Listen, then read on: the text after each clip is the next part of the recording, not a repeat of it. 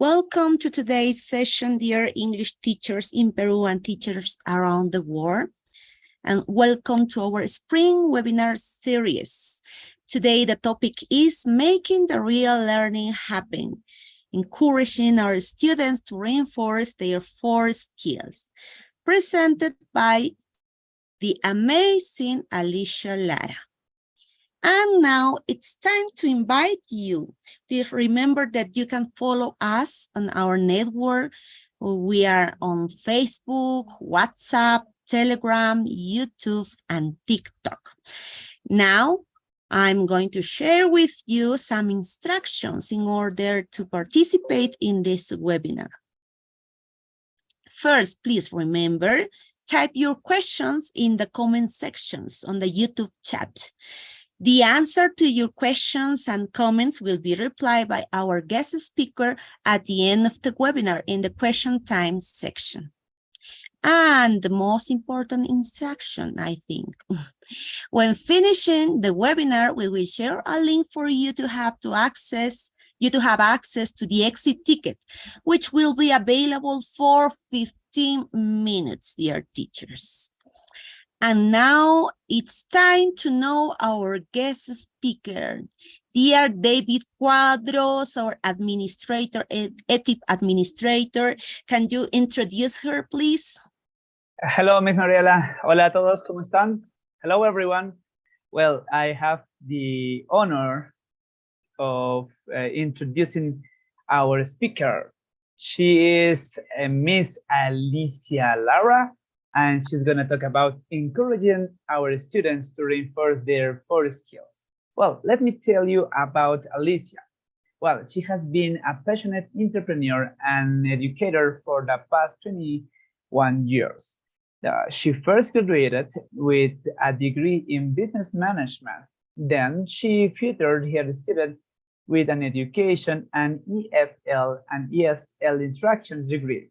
She is a Cambridge certified trainer holding 12 international certifications, the TKT Core, the TKT Young Learners, Train the Teachers, ECPE, TOEFL, 2AC, among others.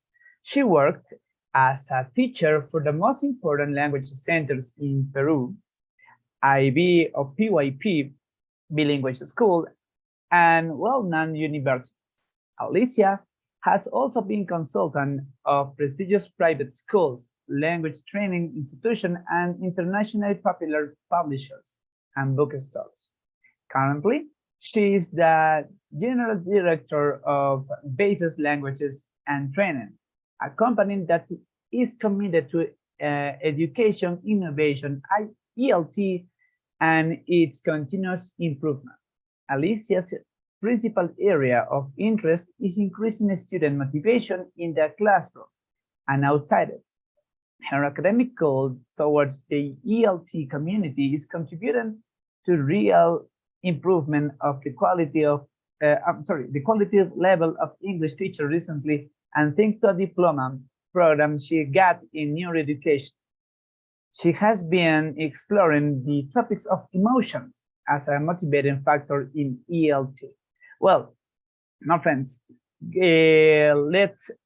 vamos a agradecer a Alicia por estar con nosotros. Alicia, bienvenida. Welcome, Miss Alicia Lara.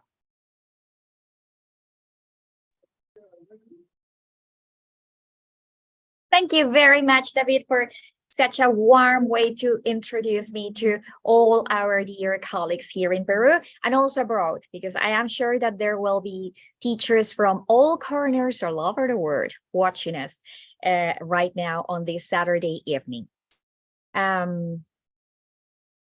Give me a second to share my screen. Okay, here we go.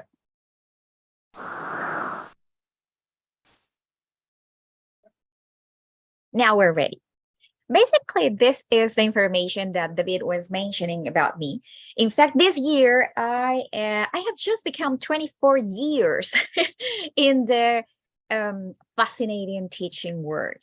So more importantly than repeating that information is to mention this about the title of our session today, making the real learning happen, encouraging our students to reinforce their skills or their 4 skills. For the ones who already know me, who have been part of different courses at BASES or who have attended previous webinars, thanks so much one more time for being here on a Saturday evening. And for people who don't know me yet, I hope you really enjoy this session or webinar that is kindly organized by English teachers in Peru. There are many things that I want to share, especially because in this 3rd bimester, I had the chance to become part of a school for subbing a friend, substituting a friend. And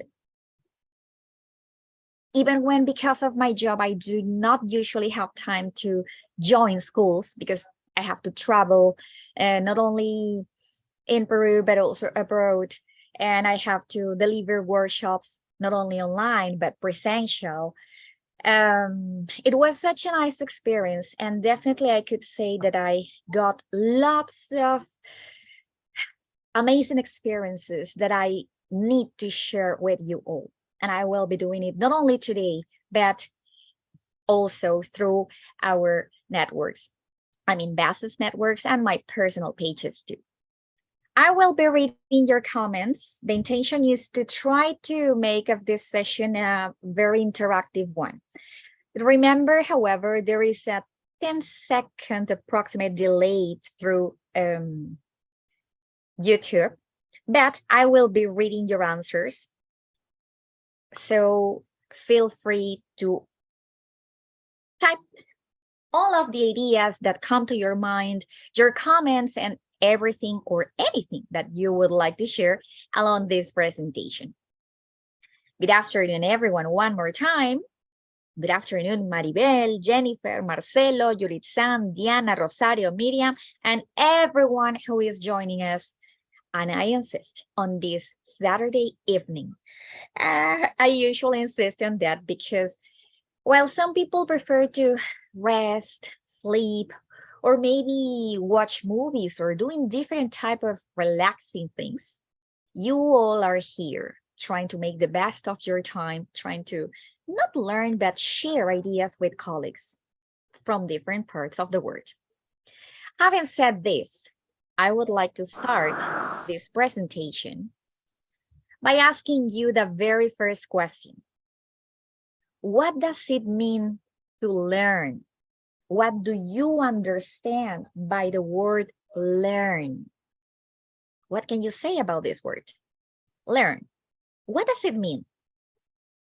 Think, drop your comments on YouTube. I will be reading them.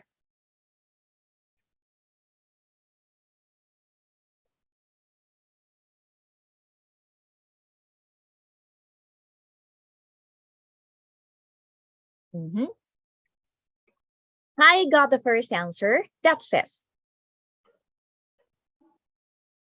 to learn is to improve our skills. To learn is a process, someone else says. To learn is to acquire something new and useful for our lives. Someone else says, it is a process of knowing something new. To acquire new knowledge, it is to improve our knowledges. And someone also says that learning is an endless process. Basically, the most of you have mentioned this about process. I am going to show you a definition I took from, in this opportunity, the Oxford Dictionary. The general definition to the word learn says, it is to gain knowledge or skill by studying, from experience, from being taught, etc. If you go to the online dictionary, or if you have the physical black and white version of it, you will be able to get different examples using the word learn. So let's stop here for a while and let's try to analyze this definition. Okay, it says that it is to gain knowledge. Some of you were saying something about this in the comments on YouTube. It also says that it is a skill that we can get by studying, and that is what our students are doing. And it also says that we can get it from experience. Now, there is something very important to ask you again. What about the learning styles? Can you tell me about the learning styles you remember? I will be reading your comments on YouTube. Learning styles.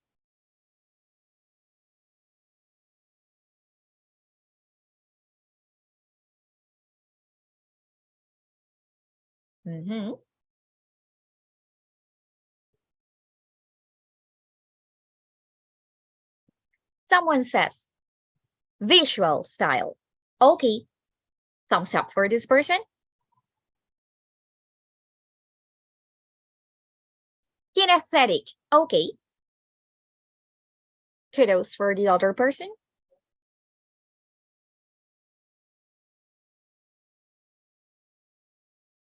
Realia, musical. Auditory, visual, kinesthetic. Okay.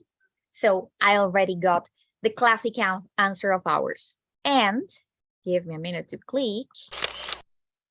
Here they are. The traditional, the popular, the famous, 3 different learning styles. Auditory, visual, and kinesthetic. Don't worry about the spelling. In some cases, people omit letter A. That is the American spelling. This one comes from the British one. There's no problem about one or the other. So, question for you. A question for you to reflect on the way you prefer to learn something. What is the learning style of yours? Do you prefer to see shapes, colors, animated images? Do you prefer to hear people teaching you or people who are telling you something? Or you prefer to move around? What is your style of learning?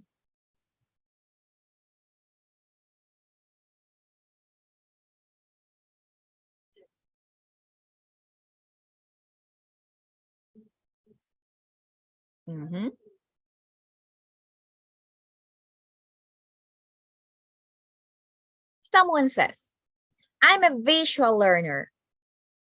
I prefer to see everything around.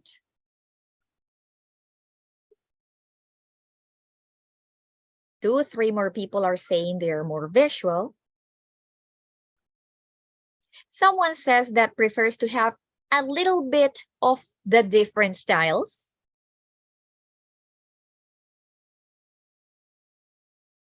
Let's read a couple of more answers.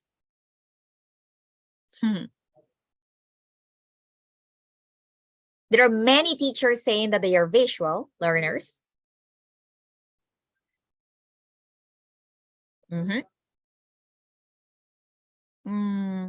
Someone says kinesthetic. And someone else says, I prefer to use all my senses. Yeah.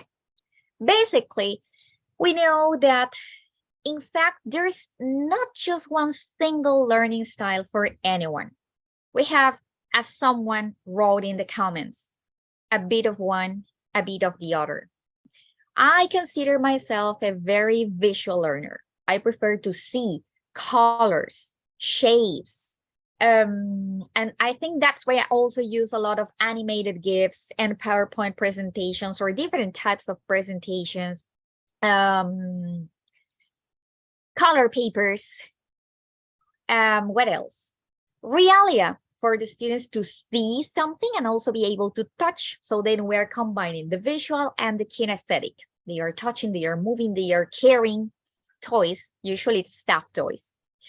Auditory, at some point, we all have to be a little bit because we are listening to people trying to teach us something. We are listening to people letting us know about something. So as some people were writing down their ideas on YouTube. We have a little bit of one and the other. And someone also mentioned the following.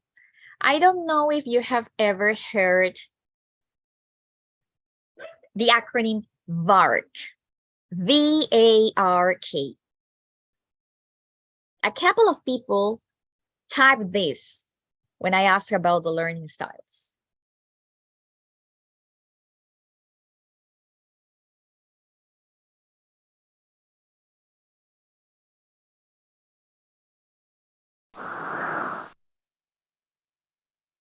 In case you have never heard about it, there you are. Here it is, the answer.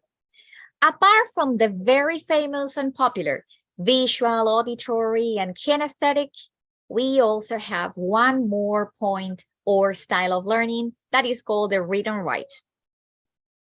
VARK basically is the acronym that stands for each one of the words.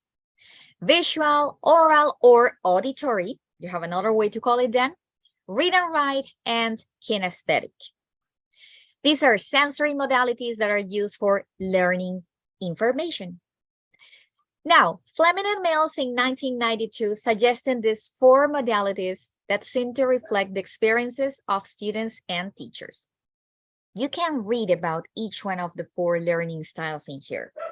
So we all know that about the visual learning style, we could say that people prefer to see not only colors and shapes, but also charts and graphs, graphic organizers, picture aids, flashcards, even drawings on the board, PowerPoints, and nowadays we also have Pretzis and different other interactive apps to present, like Genially, for example. It just came to my mind. Auditory, the people who obviously prefer to get the information by hearing it, not only from one teacher or from the person in front of them, but from everything around. And that is something that we're going to talk about, making the most of all sounds around the classroom. Sometimes it's noise, but we can also take advantage of that. Kinesthetic is usually mentioned by people who teach very young learners or lower grades. Okay, we know that students' attention span is very short. So we need to ask them to stand up, sit down, move around, turn around, spin around, and do different type of things that will make them feel engaged with the class, not getting bored with it, of course. And the most important thing, that is our main goal, learning. And the read and write style basically is what it is mentioned in the title part. It is the group of people who prefer to read something from the board, from a book, from a paper, and take notes, not whole paragraphs, but notes. That's about note-taking. I could also say that I have some part of this learning style too. Then, another question for you to think about. We're moving a bit more into the classroom now. What type of obstacles or barriers do you normally find when teaching, dear colleagues? Some people will probably focus only on students. Some others will go farther and think about the classroom, and some others will think about the educational system. But in general then, this is a very important question for you all. What type of obstacles or barriers do you usually find when teaching? Try to give me direct answers. This thing, that thing, and I will be reading them in the comments on YouTube. Someone already answered and says, a big obstacle is the influence of the mother tongue. Students' behavior, says someone else. Another comment. Time. Yeah. Lack of students' motivation.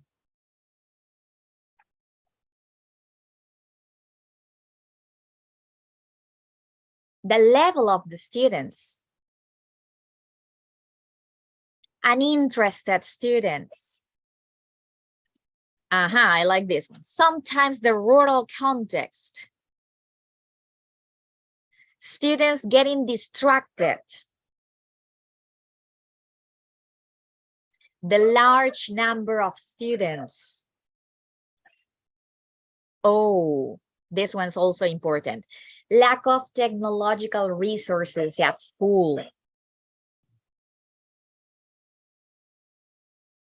The low level of our students.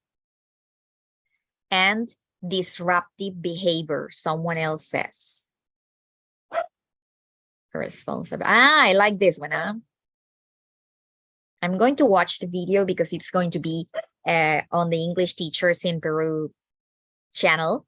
So I will start analyzing all of these answers. And I think it's going to help me even for upcoming webinars or presentations. Students who are not responsible.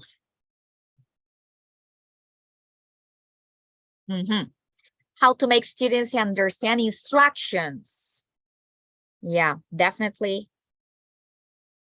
There are lots of interesting and very useful answers. Trust me, I'm going to watch the video again, probably tomorrow, and take notes about all of these very useful pieces of information from yours. Then, what I'm going to mention is something that I collected previously when I asked other teachers. And they said that definitely some of the problems they face are timing, for example.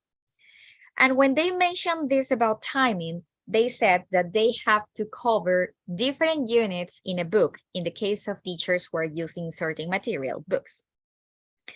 And they were even honest enough to tell me that students, or they as teachers, can never finish covering the whole or complete book. And this leads in parents who are complaining about buying books year after year that their children are never going to finish working on. This is something some teachers reported. Timing. They have to rush and they cannot finish with the information on a certain book. Something else that was reported coincides with some of the answers in here. Students' lack of interest in the language. Now, I usually say that there are different types of context, different situations, different realities. We have to adapt to the place where we are working then. One way or another, the thing is that English is the international language nowadays. No matter where you go, no matter where you are, if you attend a certain conference, let's imagine in China, the international language is going to be English. And I am not just talking about English teachers, associations or organizations offering this type of plenary seminars or courses. I am talking about even different types of jobs. The international language is going to be English. So for sure, our students will have to understand that English is important. I read one answer here that was talking about the rural context. Well, tomorrow probably I'm going to find it again, but I read it. And it said that in some rural places, students are not that interested in studying English because they say that it's not going to be useful for them in their reality, in the places where they live. So it is about inviting them to think outside the box and maybe think about future possibilities for not only them, but also for their families using the language. Then there is another question. There's a set of 3 questions in here, and then we can start analyzing and reflecting. That's the most important thing. Be honest, please.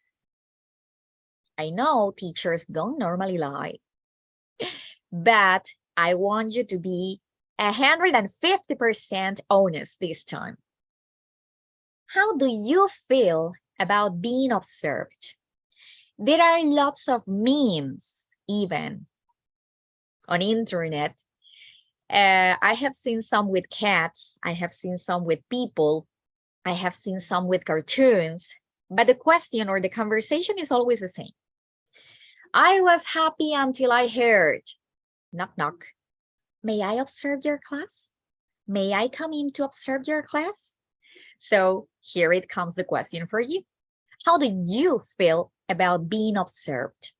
When the coordinator, supervisor, coach, or whichever the way they call it at their institutions is, asks you to visit your class. I know they don't usually say I'm going to visit, but let's try to soften the vocabulary. How do you feel about being observed? I'm reading your answers. It says, I feel nervous. Someone else says, I don't care about being observed. I don't have any problem. Someone else says, I feel confident and relaxed. Nervous and comfortable. Nervous is the king word. Nervous, nervous, nervous, nervous. Very comfortable, says someone else. I like this one. Depends on who observes the class. Sometimes I felt a little nervous and stressed. At first, nervous, and then I can control myself. Not comfortable. When you are able to analyze all of the answers from colleagues, you will see that the king is the word nervous.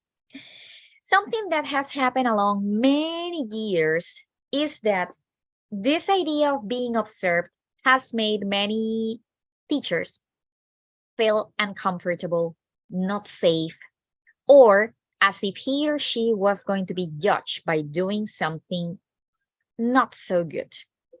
Let's say, even nowadays, the words are being changed.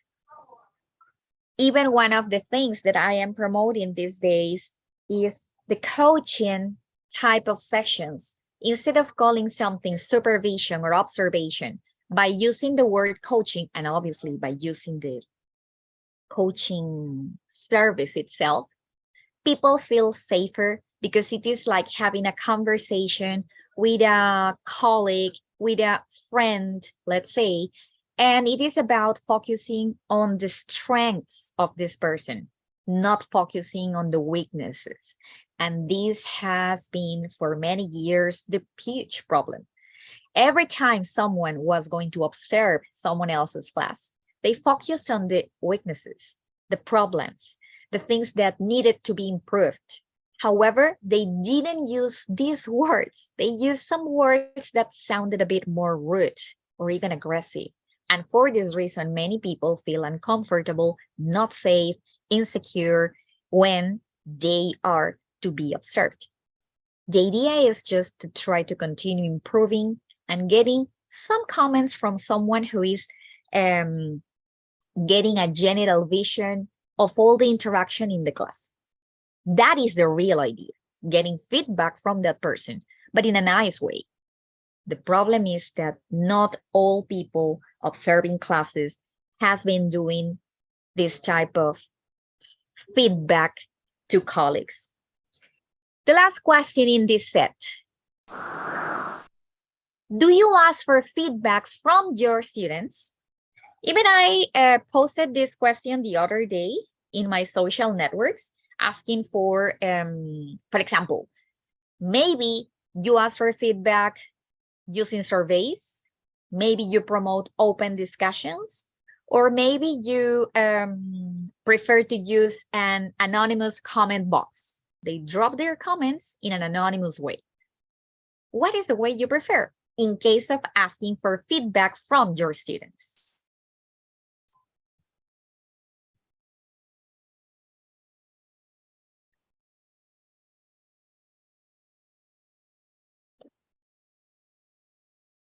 Mhm.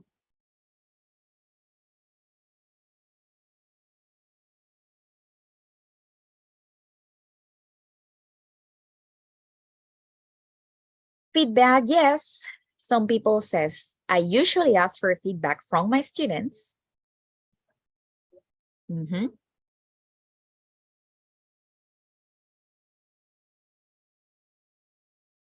Usually or sometimes, many times, like it. Mhm. I do. Sometimes. The most of people is reporting sometimes. Tomorrow I will be able to read all of the comments, but so far the most of people is saying sometimes.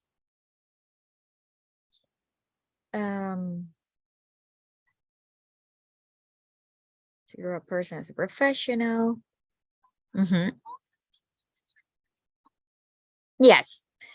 Here, the winner answer was sometimes. The most of people, the most of teachers say that they sometimes ask for feedbacks from their students. And one more time, that is something that we can do as part of our classes as a wrap-up moment at the end of our sessions. But here it comes the answer again. We're talking about time limits, limited time. We don't have enough time. So how can I ask for feedback from my students?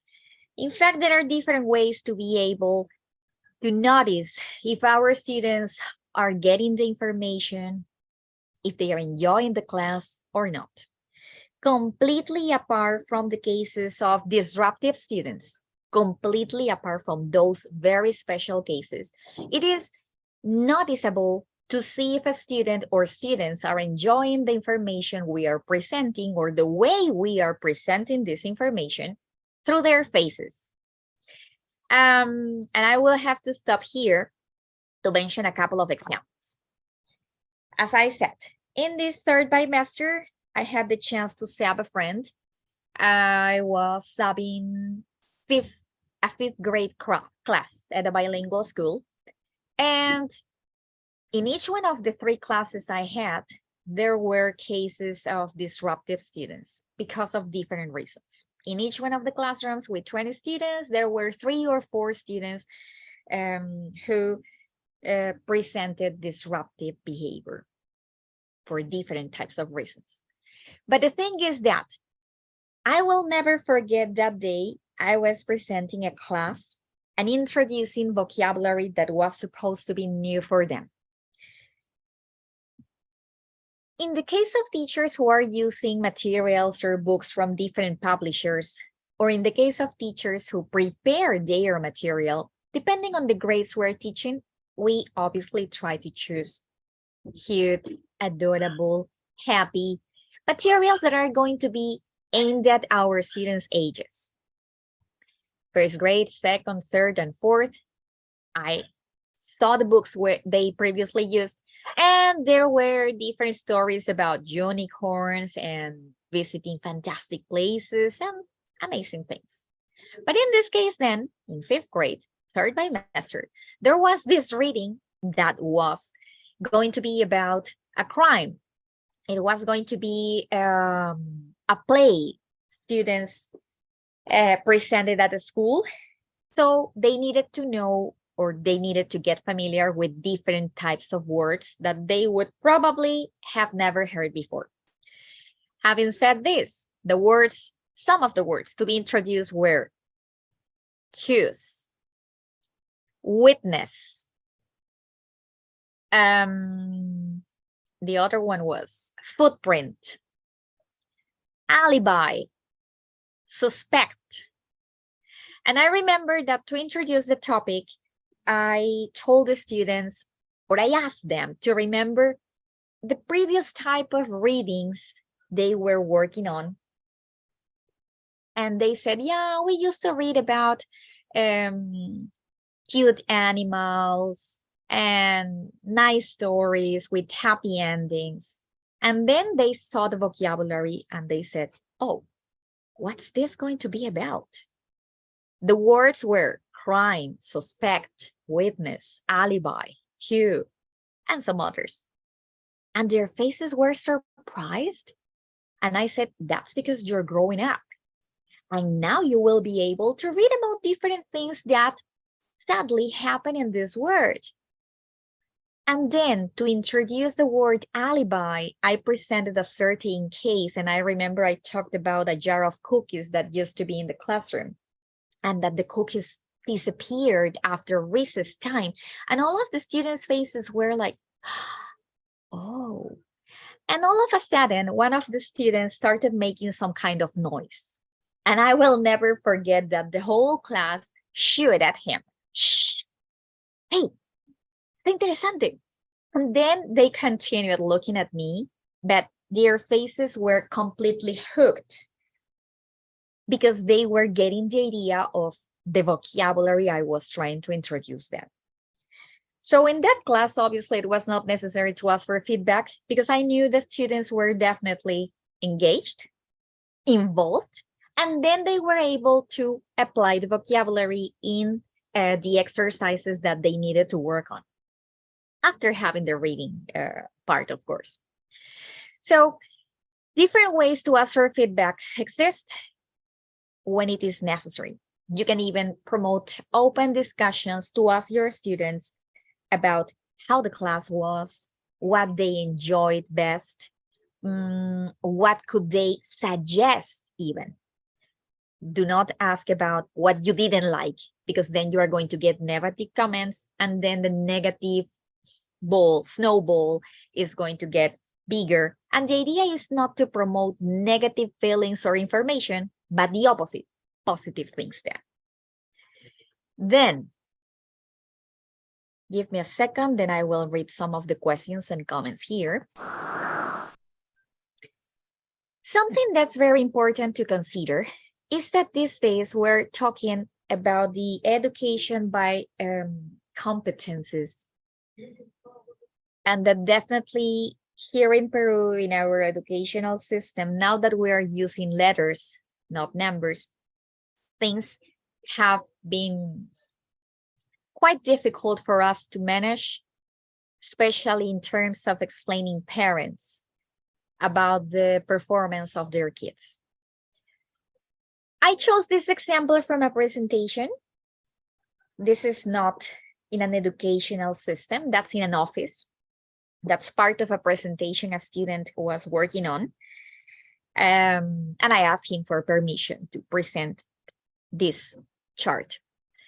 And basically the point is that you get the idea on how even companies, workplaces are focusing on these differences between skills and competencies.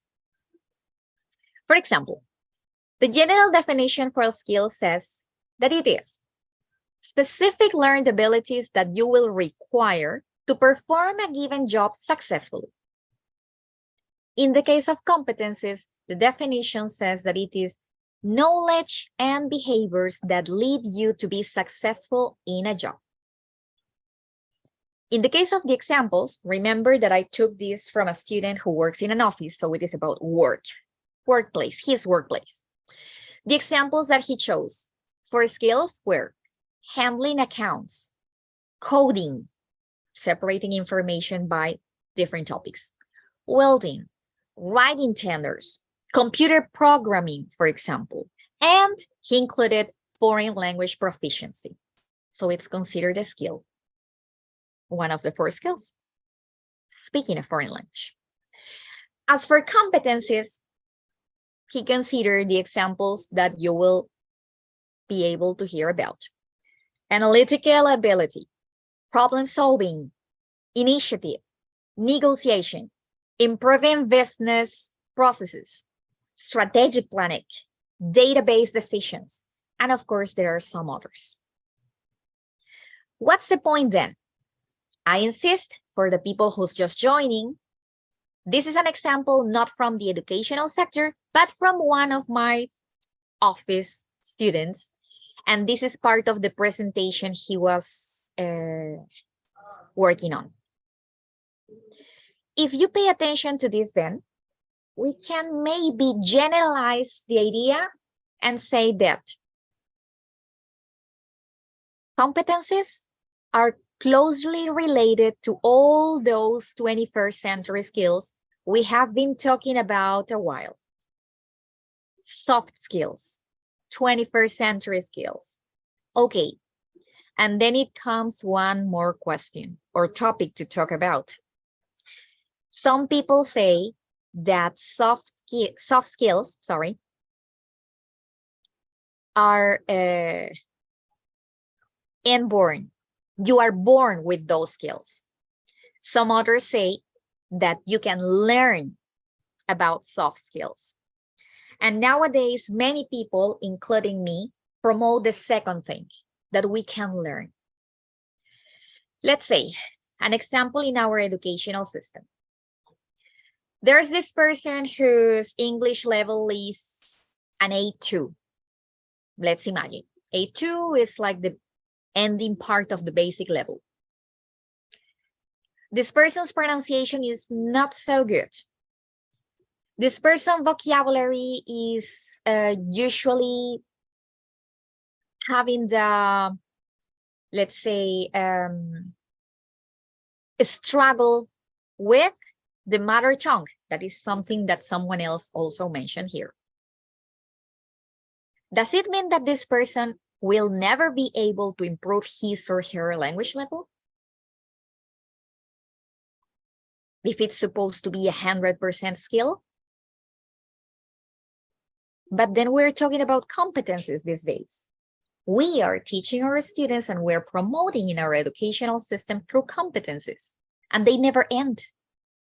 It is not that they are in 5th grade this year and the competency is evaluated and then I finish with this and next year in 6th grade, for example, there is going to be a new competency. Competencies are going to be worked along their process of study. They are going to be developed. They are going to be improved, but they are not going to end.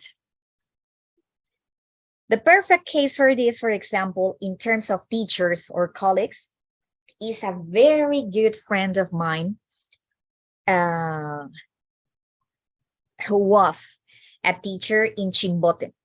And I remember I met her in 2012. This person's level in that time, in 2012, was approximately an A2 level. A2. She took a Cambridge exam and it was an A2. And she told me I struggled with that evaluation, the Cambridge evaluation in that case. Years passed. Chimbote is one of the cities that I normally go to, or that I usually work in. And along the years, I had the pleasure to see this teacher getting certified with the B1 and then the B2. And then last year, ending year 2020, and at the beginning of 2021, I had the honor to be sitting next to this person taking a Cambridge course. That was the CELP. The CELP is a Cambridge course where they train you to be fully specialized in how to teach primary learners in the different skills. And I remember that one day she was weepy. She wanted to cry, saying that she was excited about sharing this class time with me. And I remember having told her, hey, the honor is mine. because I saw you growing in this ELT word. Sadly, she passed away last year. And she was even, I must confess, one of the people who taught me many things, or some of the things that I get to know nowadays about the public sector.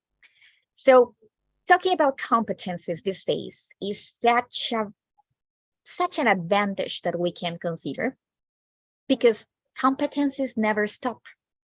We can continue improving, developing, but they will never stop.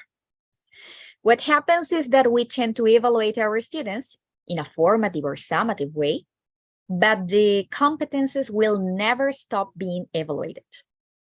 That's what gives our students different chances to get better, improve, in our case, their English in class, and what I usually promote outside the classroom too.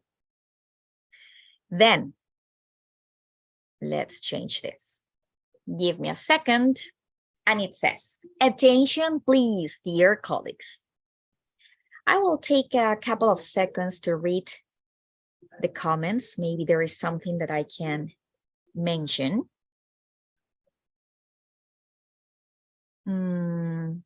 Well, Miss Miriam is asking you to write down the questions. Competencies. Okay, no, it's comments, no questions.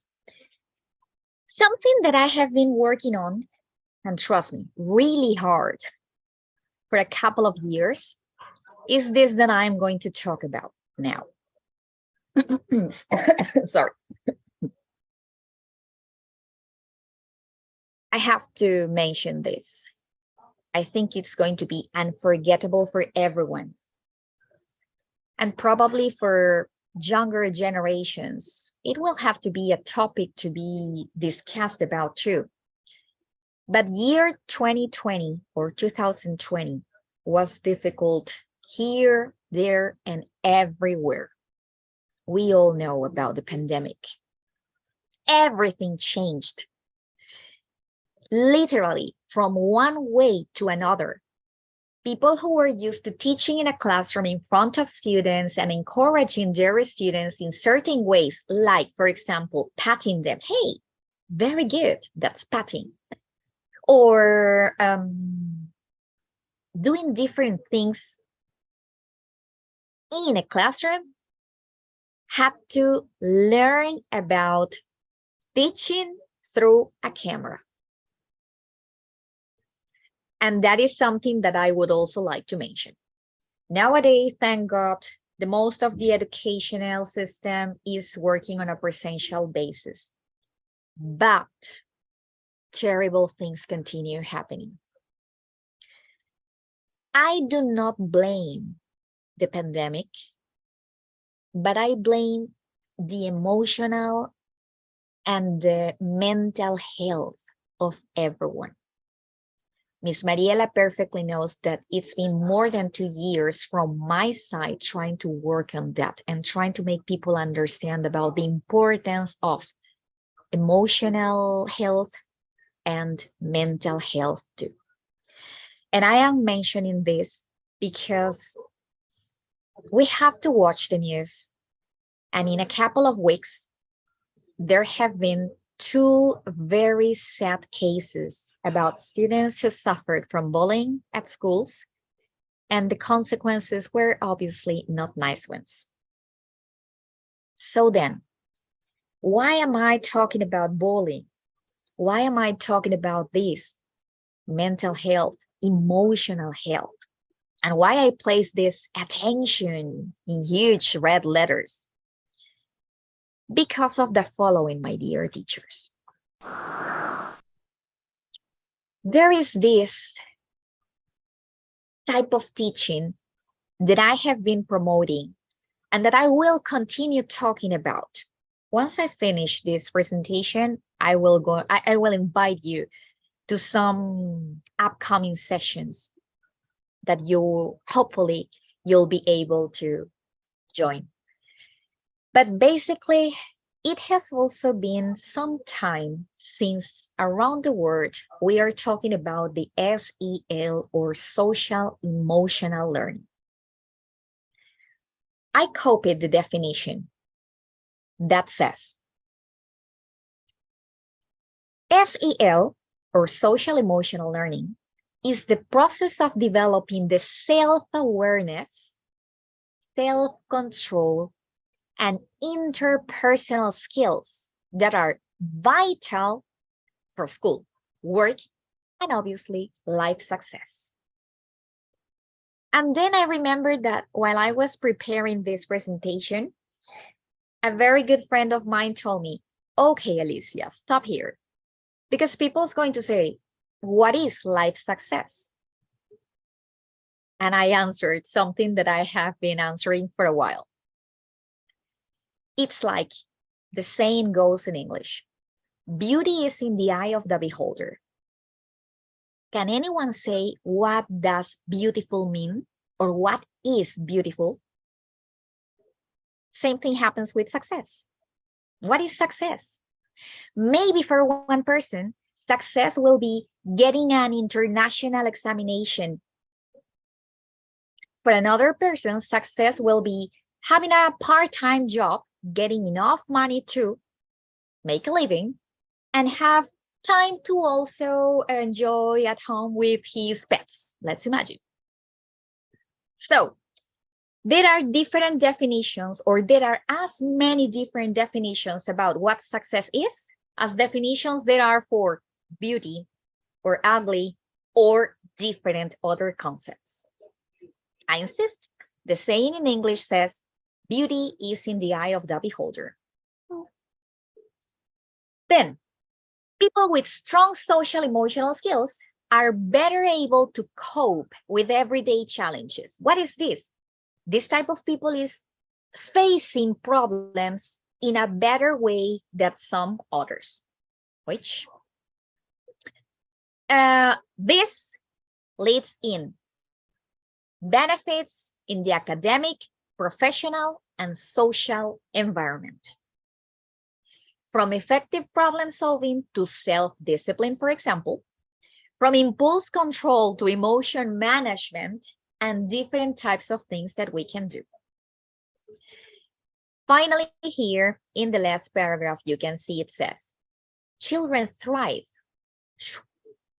schools win, and workplaces benefit too. The society strengthens. How come? All thanks to social emotional learning. Now I have to say that it is difficult. It is, trust me. I will have to mention one more time a couple of examples. I will mention two. There's this student, for example, who was always tagged as the C student. Sometimes it's sad when we hear colleagues saying, don't worry about this, he always gets C. Don't waste your time. He's going to get C anyway. And well, my view on that was, okay, he used to get C for some reason. Let's try to see how much he can improve by motivating him in an emotional way. So this was a student who didn't used to write down any note that's in the classroom. This was a student who used to lie down on his table, because in this school there are tables with 4 or 5 students around. And then I said, okay, if this student is used to getting C's, what will happen if I congratulate him one day for a very simple thing, for having taken his pencil out? And that's what I did. One class, he only wrote down the date and the title of the topic. There were 5 or 6 sentences to be written. He didn't write them down. He didn't copy that from the board, but he wrote down the date and the title. For me, that was okay. And I invited him to come to the front. And I said, okay, everyone, please come here, boy. I mentioned his name. He came quite surprised, quite, I don't know, but he came to the front of the class. And then I told everyone, claps for him, because today he wrote down something very important and his handwriting was very neat. And I wish I had the video of the student's face changing from something like this into something like this. That very simple fact of having congratulated him in front of the rest of his mates, classmates, changed that thing completely for the following days.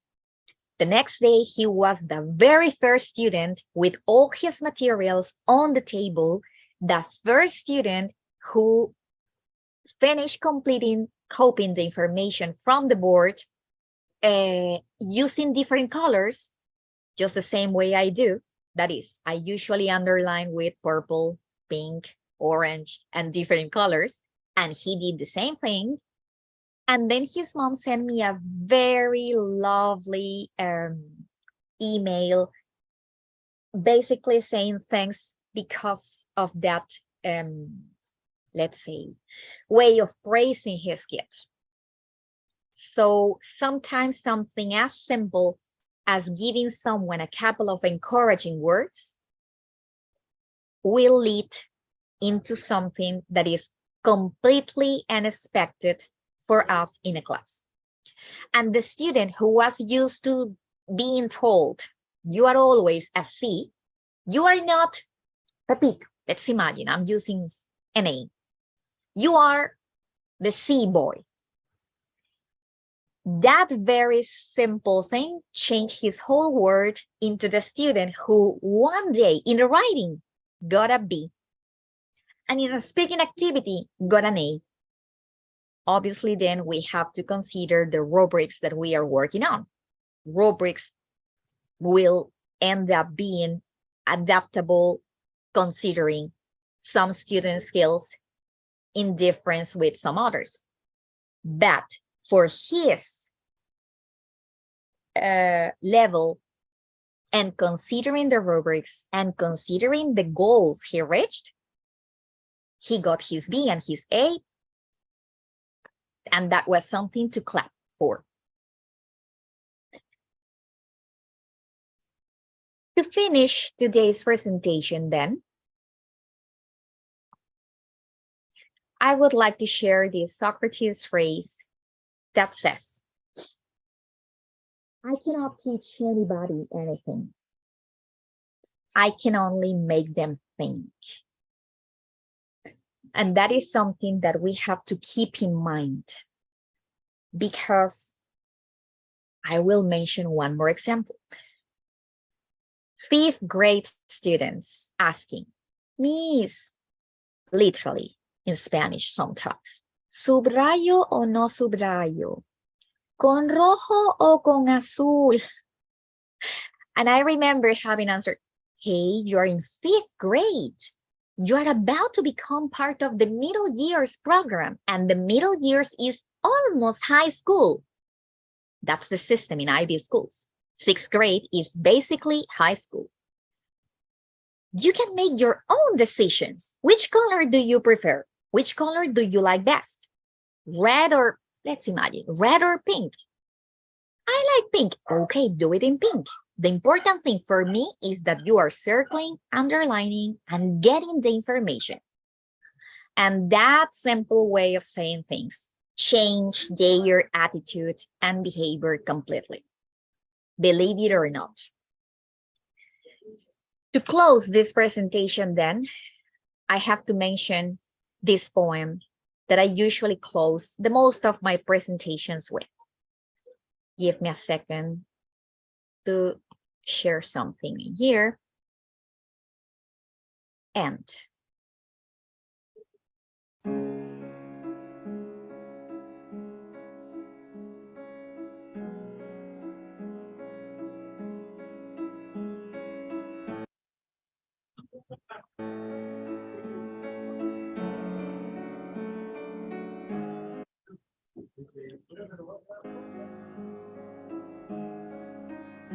Two roads diverged in a yellow wood, and sorry I could not travel both. And be one traveler, long I stood, and looked down and as far as I could, to where it bent in the undergrowth, then took the other, as just as fair, and having perhaps the better claim, because it was grassy and wanted wear. Though as for that, the passing there had worn them really about the same, and both that morning equally lay. In leaves no step had trodden black. Oh, I kept the first for another day, yet knowing how way leads on to way, I doubted if I should ever come back. I shall be telling this with a sigh. Somewhere, ages and ages hence, two roads diverged in a wood, and I took the one less traveled by. And that has made all the difference.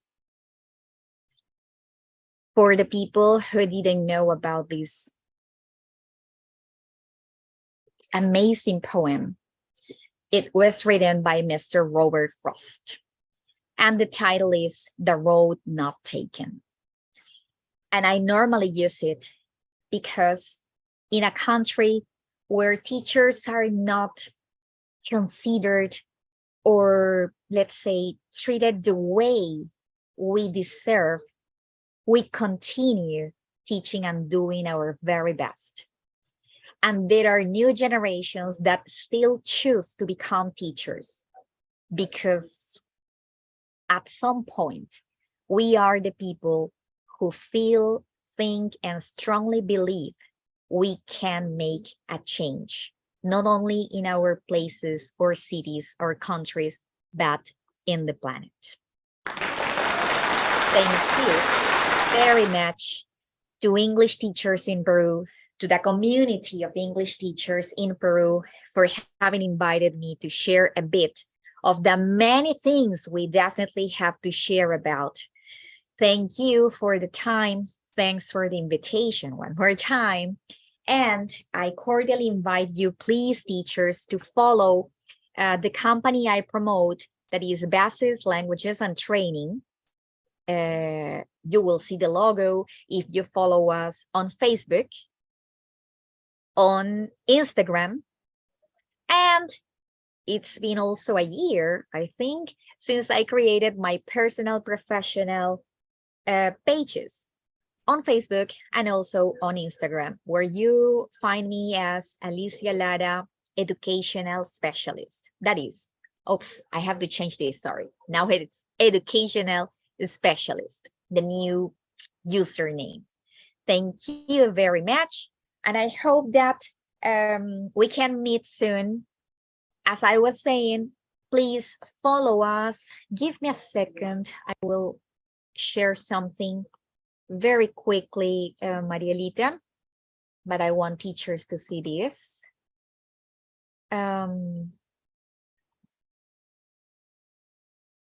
I was mentioning that we also have a TikTok account, Idiomas Bases. You will see the logo. The last time we uploaded short videos, it was in Holy Week. It is aiming at teaching some vocabulary related to the date.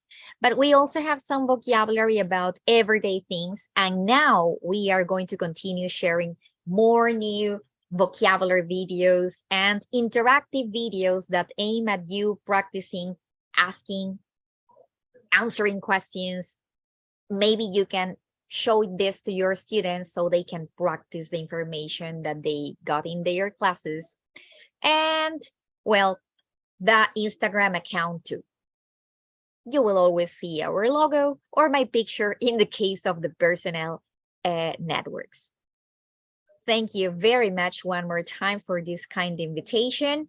And I insist on you to follow us, I mean Bases and Alicia Lara Educational Specialist, because there will be special sessions free of charge that aim at talking about methodology and different academic important issues. It is called the BLT or the Bases Cafe. So it's going to be very nice to meet up with different teachers to talk about such important topics in our ELT world. Thank you. Thank you so much for being here tonight, for sharing these amazing ideas. It's always a pleasure for us to have you here. And I do have some questions for you. The one that I have is, what kind of strategies can we use in large classes with different learning styles? Okay, that's a very good question. And that's something that I've been working on lately, I mean.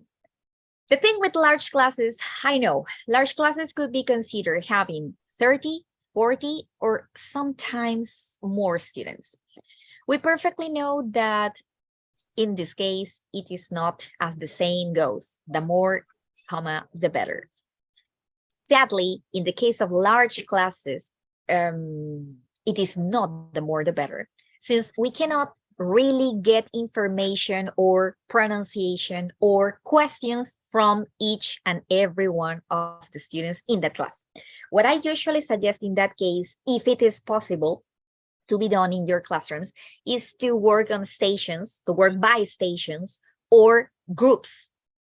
If the students are, if the classrooms have desks, you can group them. If the classrooms have tables with 4 or 5 students around, okay, you already have one group. The thing is that you can work on a topic that you present on your board, using your PowerPoint, or using your chalks, or using your papers, using your posters, the type of school where you're working on with the resources that you have, but working in small groups or stations. Usually when it's tables, they are stations, and you can even work, let's say, to work by stations means to work by different activities. One group is working on something, the second group is working on something different, and so on. Eventually, the whole class has completed a set of tasks or activities in a limited or certain time that we know it is the amount of time we have for our classes, 40 minutes. But usually what I suggest with large classes is that if it is possible for you, try to make that class into smaller groups. You explain for everyone, and then you go visiting one by one, and it will be better at some point. Thank you so much. Another question that I have here is, what are the most important soft skills in teaching English? In the case of teaching English, I'd say, or in our English classes, I'd say that definitely the soft skills that we have to promote among our students involve the one that is being a good listener. You cannot imagine the many amount of trouble students face because of not listening to what other person said. Some people say to be active listeners. No. So one of the very things that we have to promote is this one about being good listeners, active listeners, and also showing empathy for everyone. I think those are the most important in our classes, especially these days, because I insist students are not in the best emotional way after the quarantine time and the pandemic. So we are seeing some of the effects, and it's not only here, it's in different parts of the world. So we have to work harder then on this about social emotional learning. The very simple things that we can start promoting and working on a bit harder are, okay, be a good listener, listen to your friend, do not shout, do not, pay attention to what your peer is saying, and show empathy for your peers too. Of course, there are many others that are important, but I think that according to what I have recently seen, these are two of the most important ones to be promoted. Thank you. Thank you so much. There is one more question here that says, we can consider solidarity learning styles or social solitary learning styles. Social solitary. I don't get the person who wrote solitary or solidarity, Mary. Yeah, solitary learning styles. Solitary learning. Maybe the person, we don't know. So if it was solitary, like in solitude, or solidarity, talking about values. Well, let's talk a bit about each one then. If the person's intention was to ask about autonomous learning, independent learning, that is something that we can definitely promote in our classes, especially considering, as I was mentioning, 5th grade students were asking me if they highlighted or no, if they underlined something or not. That's 5th grade. That usually happens when students are in 1st or 2nd grade, because they are first learning, second consolidating that learning. The thing is that these students were in 3rd and 4th grade on a virtual basis. So it was not about writing down that much information or highlighting or underlining things. More, it was about clicking.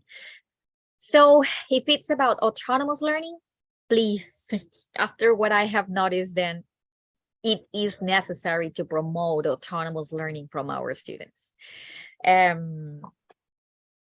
These days, I have seen and I have read many articles about the crystal generation, and things in the comments are not the most positive ones because of these different reasons. Anyway, remember that we as teachers can make a difference even by doing very small things with very small actions. If the person's intention was asking about solidarity and some other values, those are never to be forgotten. Sharing, being a solidary person, empathy, showing empathy. I was also mentioning about this. Everything that is in the list of set of values should continue being promoted. In fact, that's also a very important part in the social emotional learning. Thanks again, Alicia, for being here tonight. It's, as I mentioned before, a pleasure to have you here. And I think all the teachers are more than happy, and they are all commenting, thank you there. So thank you again. And I would like you to stay with us for a bit more so we can continue with the next part of the webinar. Thanks again. Of course. Now I'm going to call my friend Pamela, who's going to come with the next part of this session. Pamela, are you there? I think I'm going to look for her. I think she's not, but we may continue with the next part then. So I can present who's coming next. For next week, I'll let you know who's coming. So for this next week, we have this amazing webinar about active learning in the learning process. So we are gonna be with Julio Valladares, who's gonna be with us next week. Así que no se lo pierdan, es el próximo sábado 12 a las 6 de la tarde, así que los esperamos como siempre para que nos acompañen en estos hermosos webinars que tenemos para ustedes, y además siempre agradeciendo a los ponentes tan espectaculares que nos acompañan y que están con nosotros todos los sábados, así que no se lo pierdan, ya saben, el próximo sábado a las 6 de la tarde.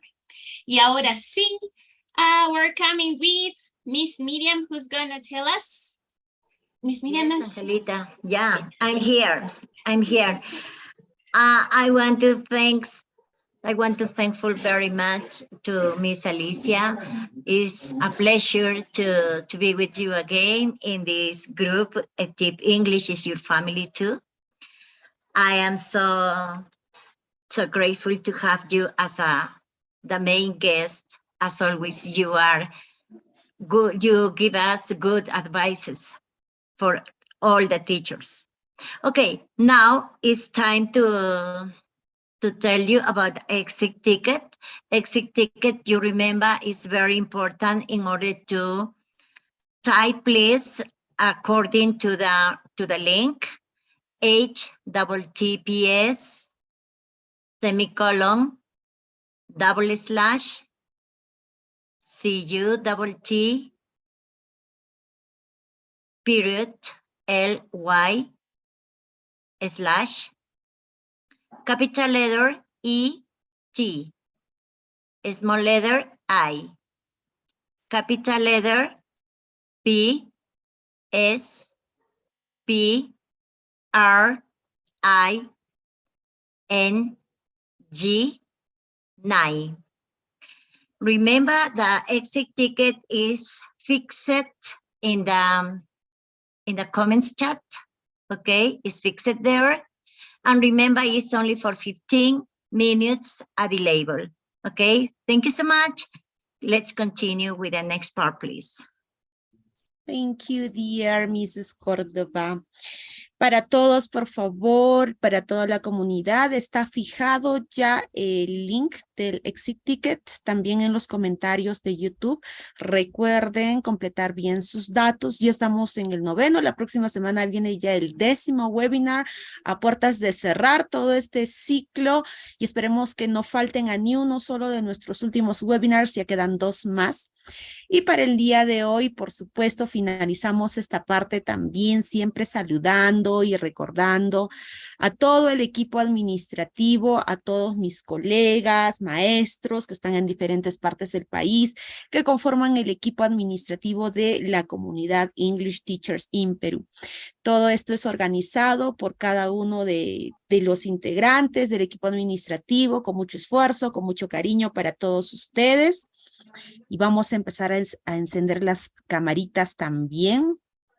Y por supuesto, esto no sería posible para nada sin el apoyo de ponentes. Ponentes como el día de hoy, Miss Alicia Lara ha estado con nosotros. Querida Alicia, de todo corazón, desde la primera vez que lanzamos el primer webinar, estuviste ahí. Muchísimas gracias por siempre darnos un espacio. Yo sé que andas en muchas cosas, es súper proactiva, Miss Lara, lo sé, pero siempre hay un espacio para nosotros. Realmente quedo muy agradecida a nombre de toda la comunidad, de todos los maestros que han estado conectados, que creo que se han quedado todavía agradeciendo todo lo compartido el día de hoy, que es muy importante para nuestra formación docente.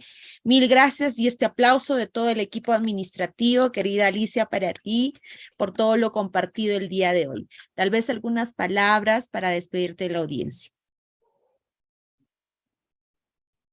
Thanks so much, Marielita, como siempre, un gusto y más que nada un honor, porque justamente esta quincena de octubre he cumplido 24 años en el medio de la enseñanza, ya no solo del inglés, sino de más cosas que se han ido sumando en este fascinante viaje. Y en realidad una de las cosas que agradezco es que hace unos años, felizmente fue antes de la pandemia, tuve el gusto de contactarme contigo y desde allí a la fecha creo que hemos podido venir trabajando de manera conjunta por intermedio del tiempo que uno les pueda ofrecer. Yo siempre te digo, cuenta conmigo en la medida de mis posibilidades y yo de todas maneras voy a estar allí para poder compartir con todos los teachers, no solamente ya de Perú, sino a nivel internacional, que me da mucho gusto ver que la comunidad ha crecido definitivamente de una forma astronómica, vamos a decir. Son más de 14,000 personas, creo que vi la última vez. Entonces, Yo te felicito por esa labor, a ti como promotora. Felicito a cada una de las personas que también ponen gran parte de su tiempo y algo que es lo que promuevo, de su amor, porque todo lo hacen con cariño y dedicación y el resultado es justamente estas series de webinars que se ven en distintos momentos. Gracias a ustedes por la oportunidad, gracias por darme a mí y a otros colegas una ventana para poder compartir, porque definitivamente somos lifelong learners. Cada día se aprende algo nuevo. Y hoy en día, con todo lo que ha acontecido después de esta pandemia, hay mucho más por hacer aún. Entonces, cada granito de arena suma. Gracias a todos por su tiempo y a ti una vez más felicitarte por promover esta maravillosa comunidad que es English Teachers in Perú. Gracias. Gracias a ti, Alicia, miles de gracias y de hecho en adelante vamos a tratar de seguir con este tipo de proyectos, con nuestros webinars y otros proyectos que tenemos en mente también, que llevamos a cabo y desde ya esperamos siempre contar contigo, aprovechando tu generosidad para toda la comunidad, porque ya tienes ahí también tus fans ya que te conocen bastante, ya saben, Miss Alicia va a estar, entonces ellos felices siempre de poder aprender algo tuyo. Bien, entonces nos despedimos. Ahora sí, llegó el momento de decir bye bye a todos los administradores aquí presentes. Con nosotros el día de hoy ha estado Miss Angelita Salazar, que está ahí presente, Miriam Córdoba, nuestra querida administradora, David Cuadros, nuestro querido administrador, también detrás de todas las pantallas y de toda la conexión, maestro José Ortega. A todos que pasen un bello fin de semana.